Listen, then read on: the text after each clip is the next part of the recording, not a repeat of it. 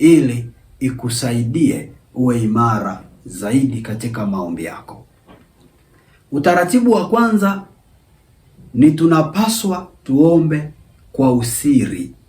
Utaratibu wa kwanza, tunapaswa tuombe kwa usiri. Utaratibu wa kwanza, tunapaswa tuombe kwa usiri. Tunapaswa tuombe kwa usiri. Huu ndio utaratibu wa kwanza wa kuzingatia. Kitabu cha Injili ya Mathayo, ile sura ya 6, ule mstari wa 5 hadi wa 6.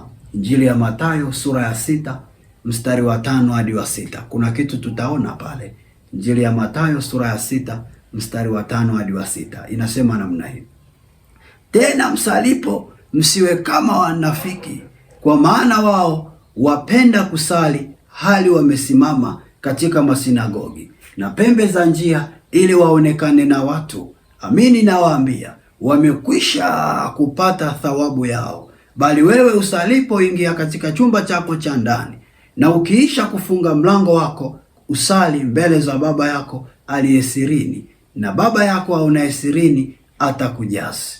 Hichi kitabu kinatuonyesha utaratibu mzuri sana wa kuomba na kusali.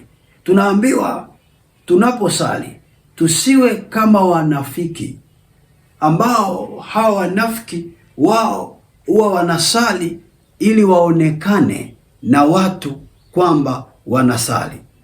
Na Yesu anatumia mfano wa Mafarisayo kama hao wanafiki anaowaongelea. Kwa nini Yesu aliongea hivi? Yesu alizungumza hivi kwa sababu kipindi kile Mafarisayo walikuwa wanapenda kusali kwa kujionyesha. Walikuwa wanapenda kumwabudu Mungu kwa kuonekana.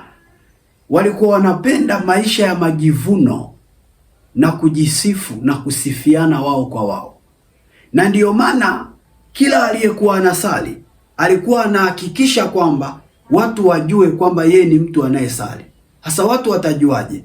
Atasali mbele za watu kimakusudi ili watu wajue yeye anasali.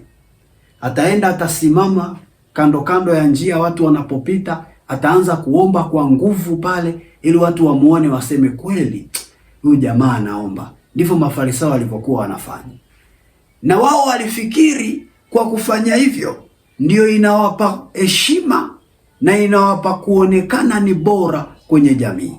Hasa alivyokuja Yesu akawaambia, huu sio Ukristo. Hayo sio maisha ya kumwabudu Mungu. Hatupaswi kumwabudu Mungu kwa maonyesho. Hatupaswi kumwabudu Mungu kwa kujiproudi, kwa kujivuna, kwa kutaka tuonekane. Ila tunamwabudu Mungu sirini kwa sababu yeye ni aonaye sirini. Tunamwabudu sirini kwa sababu yeye ni aonaye sirini na anabariki sirini. Na akawaambia wazi kabisa, ukitaka kusali huna haja ya kujionyesha. Mungu ni wa sirini. Ingia kwenye chumba chako cha sala ulichonacho. Kama kuna baadhi ya watu wanachapo nyumbani kwao, wametengeneza sehemu ya sala, ingia hapo. Au kama sehemu yako ya kusali ni chumbani kwako, Yesu akasema ingia hapo. Jifungie mlango, anza kusali bila watu kukuona. Mungu macho yake yanaona kila mahala. Kwa hiyo hata ukiingia chumbani kwako au kwenye chumba chako cha sala ukasali pale peke yako, Mungu uwe na uhakika yuko hapo anakuona. Kwa sababu Mungu yuko hapo anakuona, imetosha. Haina haja ya wengine kukuona ndio ile sala yako ifike mbele zake. Sala zetu na maombi yetu, kigezo cha kufika mbele za Mungu ni imani, sio kuonekana kwa watu. Narudia tena hii sentensi. Kigezo cha sala yangu na maombi yangu kusikika mbele za Mungu ni imani niliyo nayo mbele za Mungu, na si watu kuniona navyosali. Kukaa chumbani kwako peke yako inatosha. Sali sirini, na Baba yako ambaye ni Mungu aonaye sirini anakujaza baraka huko huko sirini. Ilikuwa ni neno gumu sana kwa Mafarisayo kulielewa. Hili neno ambalo Yesu aliwaambia ilikuwa gumu sana kulipokea. maana wao walitaka kuonekana. Nisikilize polepole. Huduma ya uombaji, huduma ya uombaji ni huduma ambayo inakuvuta kuongea na Mungu kila mara, kila muda na kila wakati. Na inasikitisha sana kama maongezi yako kama muombaji utakayokuwa unaongea na Mungu kila wakati yatakuwa ni makelele mbele zake. Inasikitisha. Inafaa iwe ni sehemu ya maongezi yenye faida kwako muombaji na faida kwa ufalme wa Mungu juu ya kile unachokiombea. Na ndio maana ni muhimu uzingatie ili maombi yako yawe yenye faida, isiyo umepoteza muda bure katika kuomba. Na tunaposema uombe katika hali ya usiri, haina maana ya kwamba kuomba mbele za watu haifai.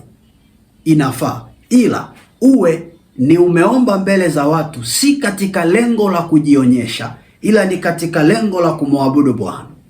Maana inaweza ikafika mahala ukasema, kwa mwalimu, nikiwa sokoni nisiombe, nikiwa kwenye daladala nisiombe. No. Unaruhusiwa kuomba popote pale. Mungu kuongea hivi hakutukataza kuomba barabarani, hakutukataza kuomba kwenye gari, hakutukataza kuomba tukiwa na watu, ila alikataza kufanya hivyo kwa ajili ya kujionyesha. Ujue wanaweza wakawa watu wawili. Kuna mmoja anaweza akaomba barabarani kwa kujionyesha, na mwingine anaweza akaomba barabarani ili Mungu amuonekanie. Sasa wewe usiwe yule anayeomba ili ajionyeshe. Kuwa yule anayeomba ili Mungu amuonekanie, ili upate faida ya baraka kutoka kwa Bwana. Oh, haleluya, wana wa Mungu aliye hai. Si kama unanielewa, mtoto wa Mungu. Lakini pia